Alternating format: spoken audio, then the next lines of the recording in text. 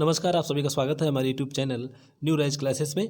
आइए आज की इस वीडियो में मैं संयुक्त टेट 2021 के लिए बाल मनोविज्ञान एवं शिक्षा शास्त्र से संबंधित महत्वपूर्ण 30 प्रश्नों पर चर्चा करते हैं, उनका अभ्यास करते हैं। ये प्रश्न परीक्षा की दृष्टि से बहुत ही महत्वपूर्ण होंगे और पूर्व की परीक्षाओं में पूछे भी जा चुके हैं। चलिए आइए शुरू करते हैं। प्रश्न है, तनाव और क्रोध की अवस्था है। ऑप्शन दिए हुए, पहला ऑप्शन रखा है शैशवावस्था, दूसरा किशोरावस्था और तीसरा है बाल्यावस्था और चौथा ऑप्शन रखा है वृद्धावस्था। इसका जो सही आंसर है वो है ऑप्शन नंबर 2 यानी कि किशोरावस्था। किशोरावस्था को तनाव, तूफान और संघर्ष का काल कहा गया है, यह स्टेने हाल ने कहा है।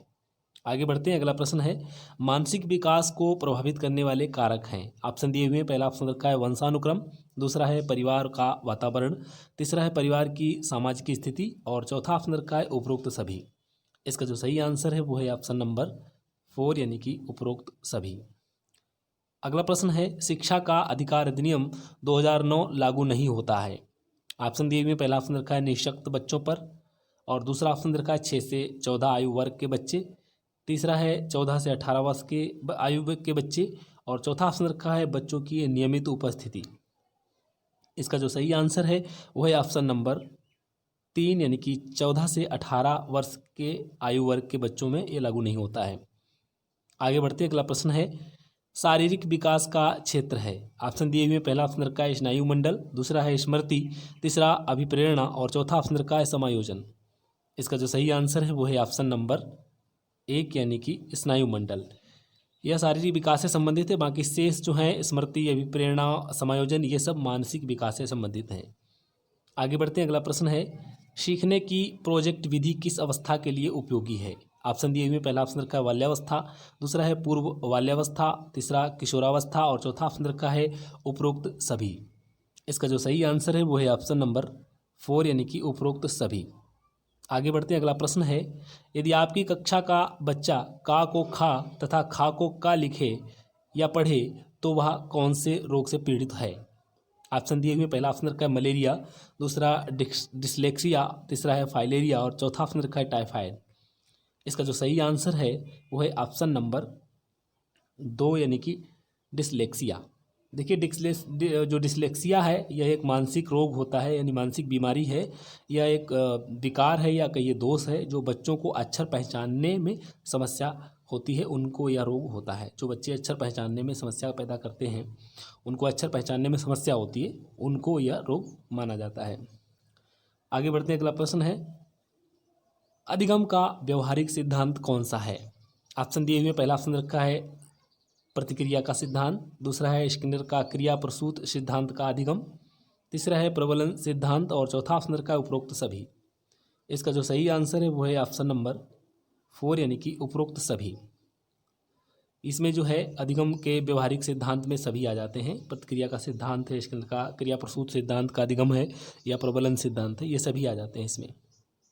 आगे बढ़ते हैं। अगला प्रश्न है, एक बच्चे की मानसिक आयु 12 वर्ष है एवं वास्तविक आयु 10 वर्ष है तो उसकी बुद्धि लब्धि क्या होगी। ऑप्शन दिए हुए, पहला ऑप्शन रखा है 110, दूसरा है 100, तीसरा 120 और चौथा ऑप्शन रखा है 83। इसका जो सही आंसर है वो है ऑप्शन नंबर 3 यानी कि 120। यह जो है यानी कि इसका जो सूत्र होता है मानसिक आयु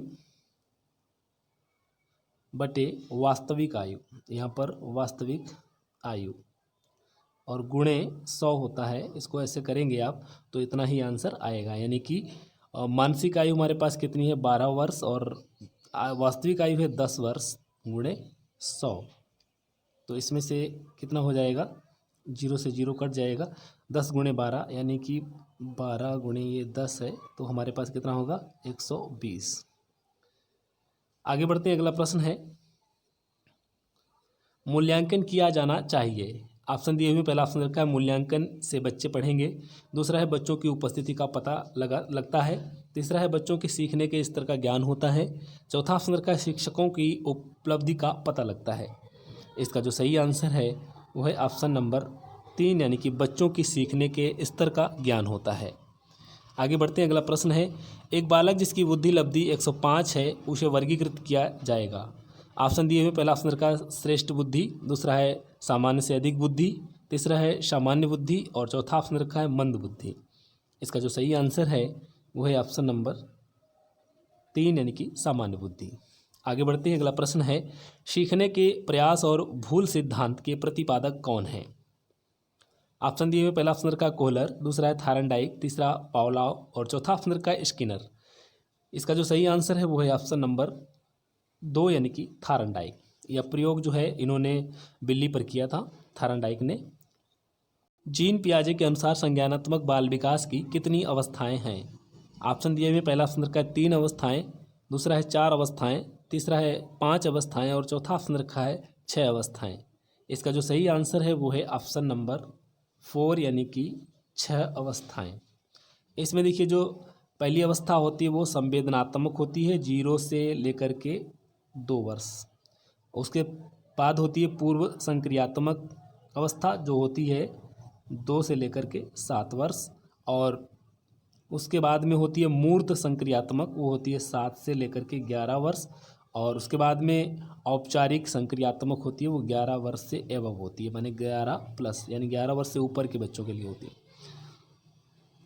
आगे बढ़ते हैं, अगला प्रश्न है एक कक्षा में वैयक्तिक विभिन्नताओं के क्षेत्र हो सकते हैं। ऑप्शन दिए हुए, पहले ऑप्शन रखा है रुचियों के, दूसरा है सीखने के, तीसरा है चरित्र के और चौथा ऑप्शन रखा है ये सभी। इसका जो सही आंसर है वो है ऑप्शन नंबर 4 यानी कि ये सभी हैं।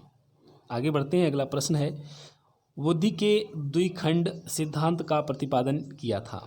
ऑप्शन दिए हुए, पहला ऑप्शन रखा है स्पीयरमैन, दूसरा है थर्स्टन, तीसरा गिलफोर्ड और चौथा ऑप्शन रखा है गेने।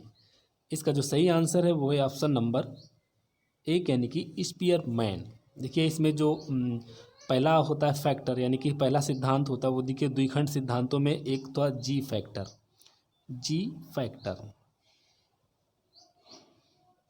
दूसरा होता है एस फैक्टर,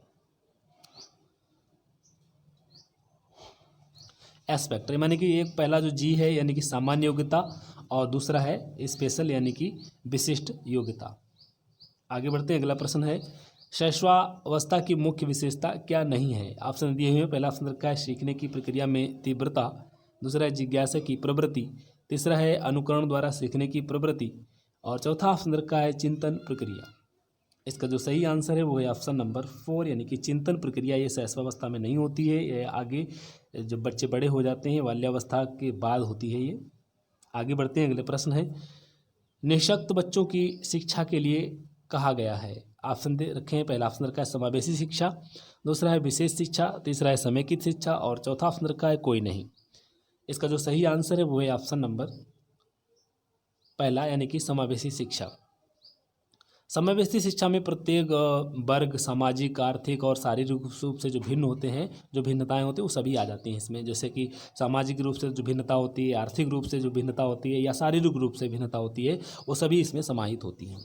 आगे बढ़ते हैं, अगला प्रश्न है व्यक्तित्व विकास की अवस्था है। ऑप्शन दिए हुए, पहला ऑप्शन रखा है अधिगम एवं वृद्धि, दूसरा है व्यक्तित्व अध्ययन, तीसरा उपचारात्मक अध्ययन और चौथा ऑप्शन रखा है इनमें से कोई नहीं। इसका जो सही आंसर है वो है ऑप्शन नंबर 1 यानी कि अधिगम एवं वृद्धि।